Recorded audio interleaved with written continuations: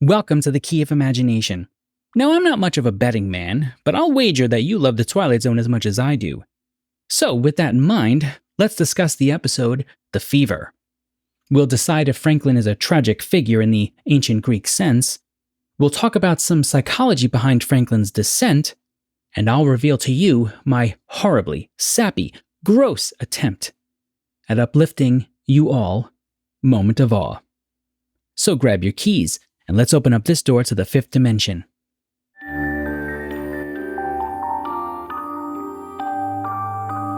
You unlock this door with the key of imagination. Today, gambling is easier than ever. Heck, just about all of the major sports in America are actually encouraging people to make bets left and right. And if you're a lover of sports like I am, you probably fancy yourself knowledgeable about the players, the coaches, the teams, and the history. Which means when you place a bet on a baseball player or football game, you probably feel pretty good about it. You know, every year, my wife and I fill out our March Madness brackets. I watch a lot of college basketball, so I usually feel pretty good about the rationale behind my picks. My wife? Not so much. That being said, I'm pretty sure over our 11-year marriage, my record against my wife in March Madness brackets is roughly 3 wins and 8 losses? Yeah, she almost always wins. If you take nothing else away from this episode, let it be this. Bet only what you can afford to lose, and only what is for entertainment. For Franklin, our lead character in The Fever, nothing is entertaining, not even the free trip that his wife Flora wins to Las Vegas. In fact, Franklin abhors the thought of gambling. It isn't until he experiences that initial high of winning something for doing almost nothing that he begins the chase to win more. Franklin feeds the slot machine until it is so full of his desperation, it breaks, and so does he.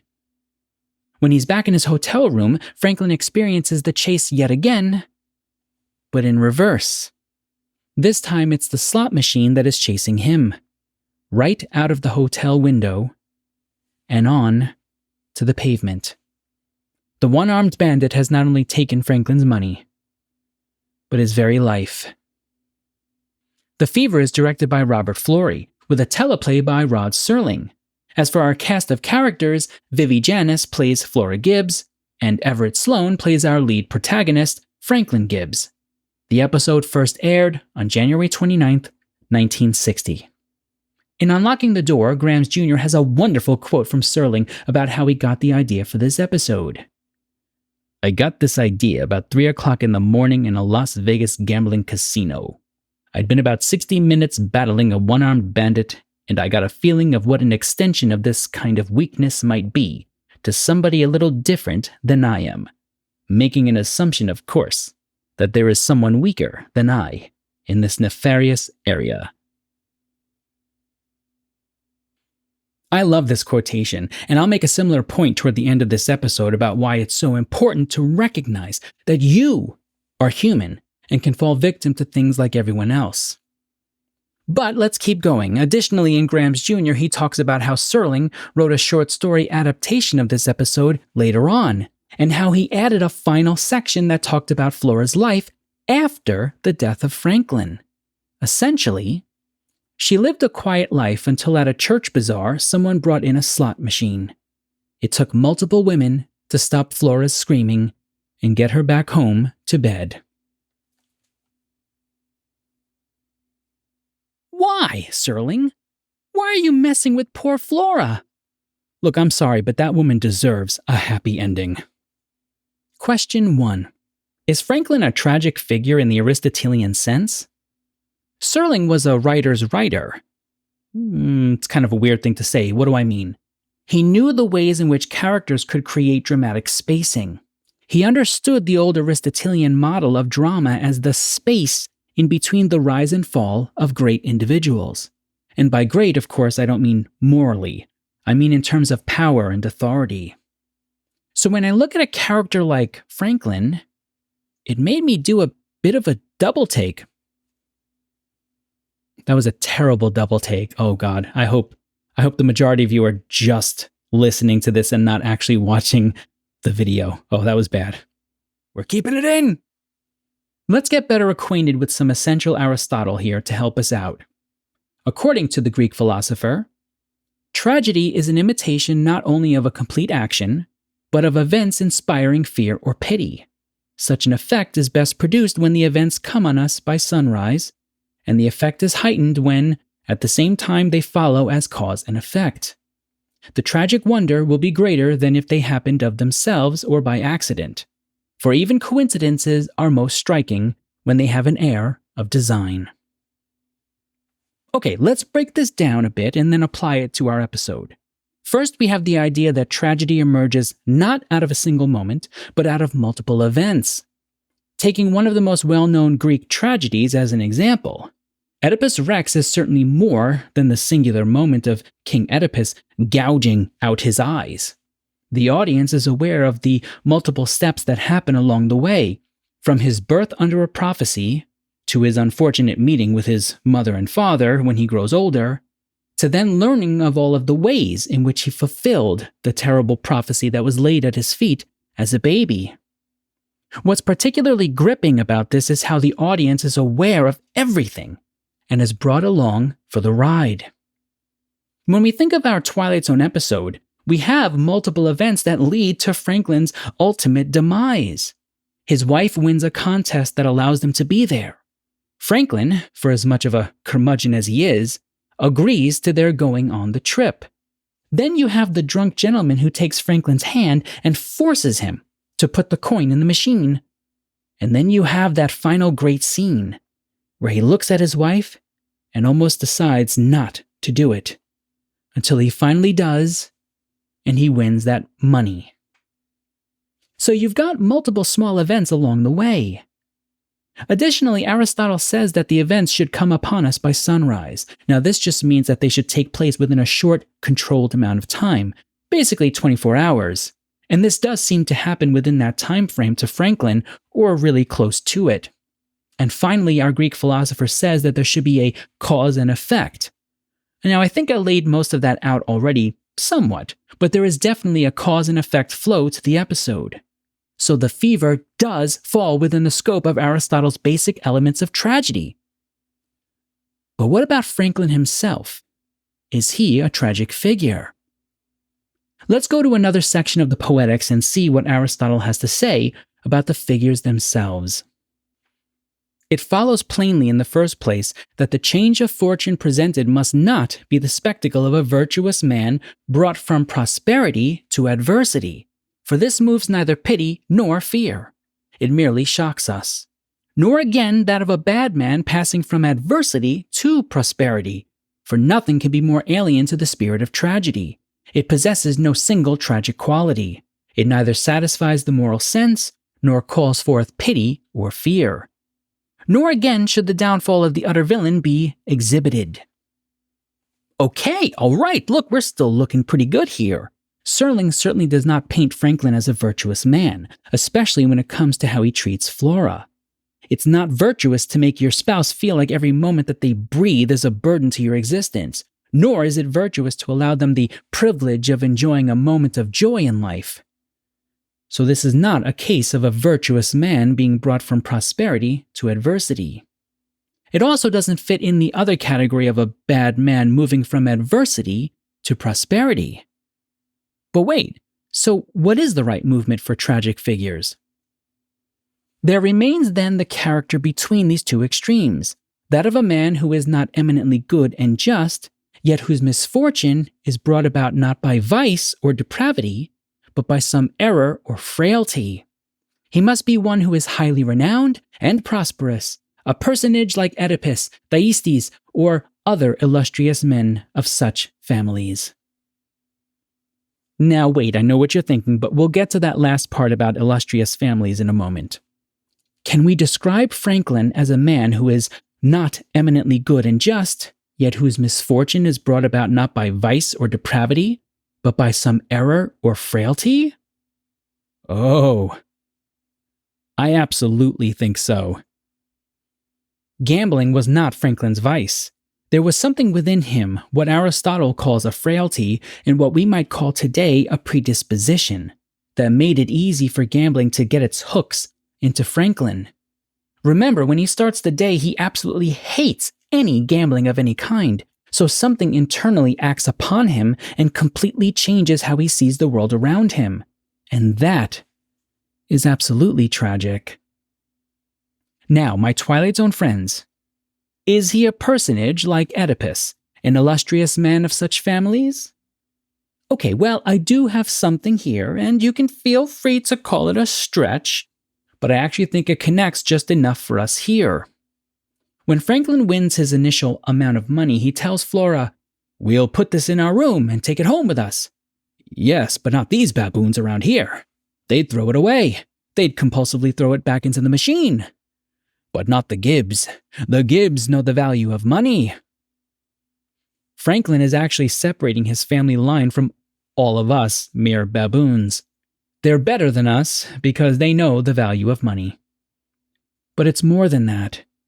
In some ways, we can argue that the overvaluation of money plays a significant part in his downfall. Money obviously equals something important to the very core of how he defines his worth, and so chasing the money, a term we'll get to more specifically in our second question, becomes an important way for Franklin to attempt to reestablish his family's identity. Until he can win the money back, he's no longer a Gibbs. He's merely a baboon. And that takes us to our final part for this question. Do we feel badly for Franklin? Well, I would argue that there's more to it than that. Let's go to Aristotle one more time. If you read through the Poetics, the phrase that is essentially repeated throughout when trying to define what a good tragedy does is that it inspires pity and fear. Now, pity is an interesting emotion. We can often pity someone who we don't particularly like. We even have a kind of saying for just such an occasion. I wouldn't wish this on my worst enemy. What does that mean if not that you can even pity an individual that you hate? Aristotle's use of pity is actually a bit more specific and might alter our reading of Franklin. Pity is aroused by unmerited misfortune. Now, this does muddy things a bit for us. Is his misfortune unmerited? As a short answer, I don't pity Franklin, mostly because of Flora. But the long answer is that I do pity him. I pity his temper. I pity his insecurities that keep him from enjoying his marriage. I pity his fear of letting go sometimes and just being silly, because sometimes life is silly. You know, like many people, I unabashedly love the movie Tombstone, and there are a bunch of quotations from that film that people love to repeat. But there's one line that stands out to me that no one ever really comments on. After Doc Holliday, played by Val Kilmer, kills the young, aggressive Johnny Ringo, played by Michael Biehn, Holliday looks at the body of the young man and says, "Poor soul, you were just too high-strung." Like Johnny Ringo, there's a part of me that believes Franklin was born a bit too high-strung. And I do feel sorry for him for that. But we are still accountable for the tempers we are born with. So let's answer the question. Is Franklin a tragic figure in the Aristotelian sense? I would say yes. Although boy, does he and Serling make it difficult to find enough humanity in him for our pity. Does the episode itself excite pity and fear? Well, I actually think the answer to that is yes as well. But there is one last thing that I want to comment on in relation to this episode, and Aristotle's discussion of tragedy. We have yet to talk about the slot machine itself. Most people comment on how they think it's either stupid or even downright unnecessary. Well, guess what? I think Aristotle would actually agree.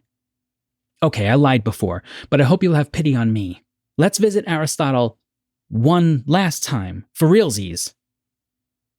Fear and pity may be aroused by spectacular means, but they may also result from the inner structure of the piece, which is the better way and indicates a superior poet. For the plot ought to be so constructed that, even without the aid of the eye, he who hears the tale told will thrill with horror and melt to pity at what takes place. This is the impression we should receive from hearing the story of the Oedipus.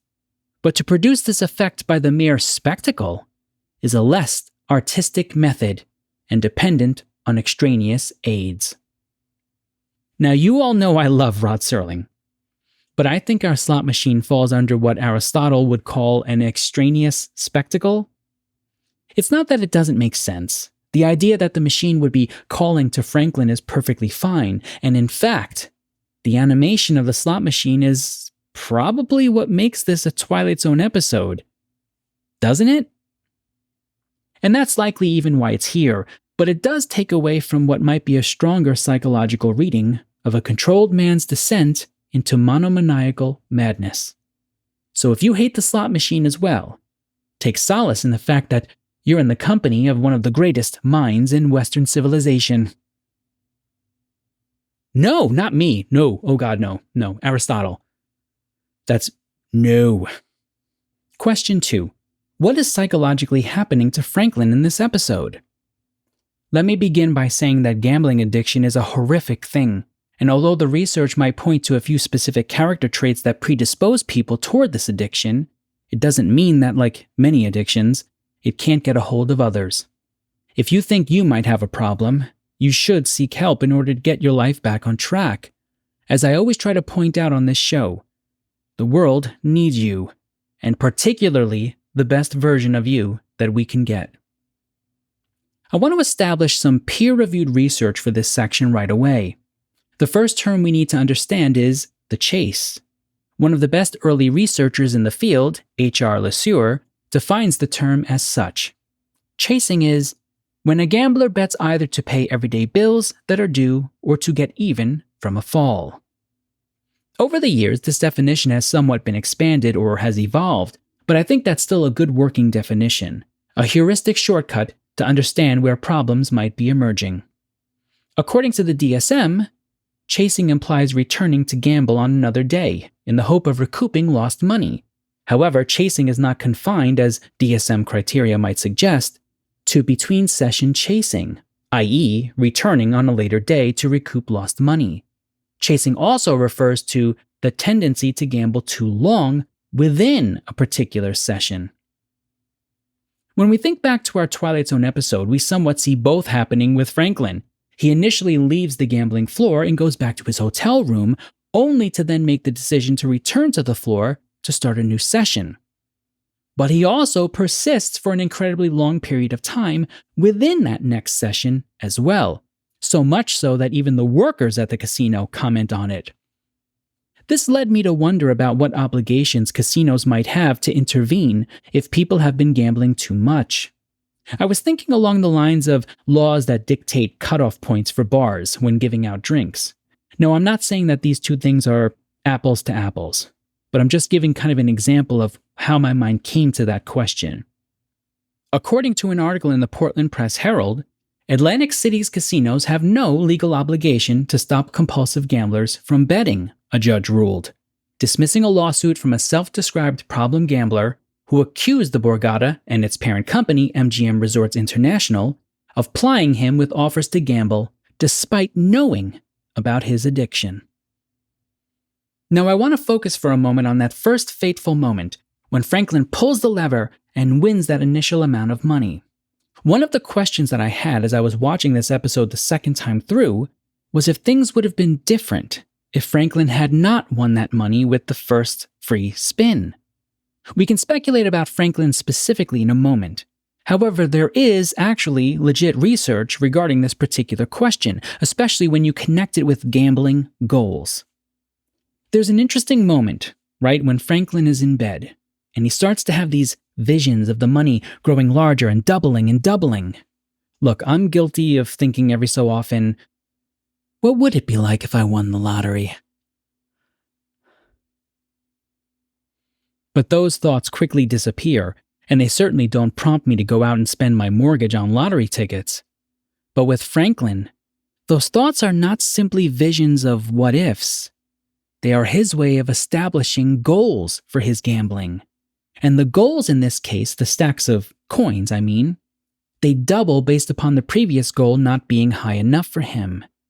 Researchers Lister et al. Found that gamblers with higher gambling goals were more likely to chase for more spins in the face of loss, independent of known antecedents. Our findings also suggest that higher gambling goals are predictive of chasing in response to either losses or wins, even when gamblers have met winning money motivations. So what does this mean? When you set a high goal for your winnings, you're just as likely to chase that goal in the face of winning as you are of losing. It makes sense when you think about it. People who are gambling for a particular bill or dollar amount, the goal is to get that amount, irrespective of winning or losing throughout the gambling session. That's pretty terrifying. Do I think that things would be different if Franklin had lost that first slot machine play? Yes. I think it would have solidified his belief that it was simply throwing money away. So I guess the awkward question that we're left with is, was Franklin's luck good or bad in that moment? Or maybe neither. Maybe it was always simply meant to be, brought to you by the predestinating hands of the Twilight Zone. Which brings us nicely to the important conversation of control and how much we hate to admit, but there are times when we have very little of it. In the first question, we talked about how he makes fun of the other people who can't control themselves. So we know that this is a big part of his identity, probably the biggest. Back in 1975, Ellen J. Langer wrote a seminal article that proposed a psychological phenomenon known as the illusion of control. According to Langer, the illusion of control can be defined as an expectancy of a personal success probability inappropriately higher than the objective probability would warrant. In other words, I'm smarter than everyone in the room, so naturally, I'm going to win more money. In the case of Franklin, we have to consider two aspects of his personality, not simply his belief in control, but also his elevated belief that he's better than others, that he's incapable of losing control. I've often said, in these kinds of situations, if you think you're incapable of being persuaded to do something wrong or evil, to do something unethical, or to participate in something out of your character, you're probably one of the easiest people to persuade. You see, it's only by admitting that you're human like everyone else that you're able to better see when someone or something is trying to manipulate you. It makes you more aware of the connection between your mind and body. Our bodies often signal to us that we're excited, angry, happy, or unsure. By knowing your triggers for manipulation and admitting that you have them, you're more apt to resist these moments in the future because you can literally feel them coming. Admitting that you're human and can be taken advantage of does not make you weak. It makes you wise. So what is it that often keeps us from admitting this and being able to learn and grow as people? One word: shame. Despite what some might say, the world doesn't run on Duncan. It runs on shame. Now, we have shame for a reason. It's supposed to prompt us to take action toward bettering our position within ourselves, our families, and society. By bettering, I mean ethically and communally, not power and prestige. However, we've let shame become the pilots of our existence. Think for a moment on yourselves and how much shame has led you to either destroy a relationship or keep you from reaching your goals and led you to a pathway of self-destruction. Understand that shame has an evolutionary function. When you feel it, take a moment and reflect on why you feel that way. Reclaim the reason why we have shame to begin with and let it guide you to be a better person. But for God's sake, people, throw it away when it has served its purpose and move on with your life. We weren't meant to live in constant shame. You were not meant to live in constant shame. Address it and move forward. To sum up our question about what's happening to Franklin, well, really, it's a perfect storm of a man who is trapped in the chase, brought on by his obsession with order, heightened belief in his inability to be manipulated, and shame at the loss of his identity as a man of control. Question 3. What are your moments of awe? My moment of awe, or perhaps an awful moment, is in seeing Franklin completely eviscerate Flora in front of others on the casino floor, to make her feel like there are no reasons to be joyful in life. Do not crush the joy in others because you can't see it in yourself. Instead, we have to remind each other that we can plan for the future all we want, and we should plan for the future. But we only ever get one present, and we only have so many hours with the ones we love.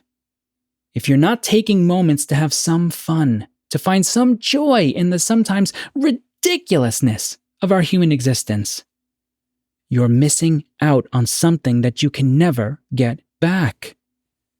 You're missing out on the moments that you will remember when you're older, and you have all that time that you've carefully planned for. As for my rating, there's a weird kind of inverse law that is forming with these episodes. I think that's the right term. I would rate this Twilight Zone episode a lower upper tier. I don't particularly like it, but I really enjoyed writing and thinking about it. And through that writing and thinking, it made me enjoy the episode more. It's one of my least favorite episodes, but it's been one of my favorites to think, research, and write about. How about it? Next time, we'll be taking a look at The Last Flight, and here are your questions to consider as you watch. Question 1. Does Lieutenant Decker's courage stem from his supernatural experience? Question 2. Who is George Gienemer, and why is he referenced in this episode?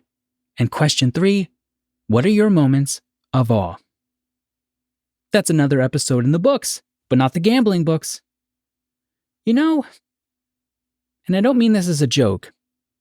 When I try to teach research and confirmation bias to my students, I usually talk to them about the research dopamine hits that we get from finding new information that matches exactly what we wanted to find. I definitely had a little bit of that with this episode. I was experiencing a kind of chase of my own. I say this because it's something that I have to be aware of, even myself. That being said, I hope some of my excitement and enjoyment came through in the episode. As for shoutouts, I want to give a bit of a general shoutout to the YouTube community. In my hypotheticals in the Twilight Zone, for the Third from the Sun episode, I asked if we should hold scientists more accountable than people on the assembly line when it comes to the creation of potentially extinction-level weapons. And the feeling that I got from your responses skewed more toward overall accountability, which I read as, all of us just need to be more aware of how our works are being used in potentially destructive ways. I definitely think that's probably a healthy way to look at it. Now, with each episode, I also create a Google form for us to rate the Twilight Zone episodes and offer some additional comments. You can find the forms on thekeyofImagination.com, and I place a link in the episode notes as well. I encourage people to share their ratings and thoughts. Well, Bradford from Florida has some thoughts on the inaugural episode. Where is everybody? He rates it top tier and offers the following comment about the episode. The isolation and anxiety in this episode really hit me hard. I have social anxiety and frequently daydream about a world without people, and this episode is a stark reminder that my fantasies can have a monkey's paw effect. It's no wonder my other favorite episode is Time Enough at Last. Yes, Bradford, that's a fantastic point that I didn't mention in my episode. We often have these moments of wishing we were isolated and on a desert island. But there's a reason why social isolation is a form of punishment. Great stuff, Bradford from Florida. Thank you. Head over to thekeyofImagination.com to continue our conversation. You can rate this episode, learn more about me, watch previous episodes of the show, and check out my Curios page where I showcase some of the Twilight Zone trinkets I've bought over the years. I encourage people to email me thoughts and comments, whether it's about a particular Twilight Zone episode, your rating for an episode, or about the Key of Imagination show. You can get those to me as a text email, an audio clip, or even a video clip of roughly no more than 5 minutes to keyofImaginationshow@gmail.com. Keep in mind, even though we talk about some serious topics, we're trying to maintain as family-friendly of an atmosphere as we can. If you would rather I not use your comments on the show, please indicate that so that I can respect your decision. If you enjoyed the show, I ask that you please take a moment and do one of the following to help build our community. Rate the show, review the podcast, leave comments, thumbs up, all of the usual algorithmic gymnastics that will help us get the show in front of more people and help us build our community of Twilight Zone fans. However, even if you do none of that, and you absolutely hated every minute of this, I would still like to thank you for spending some time with me. Until next time, remember, all doors are open to those who possess the key of imagination.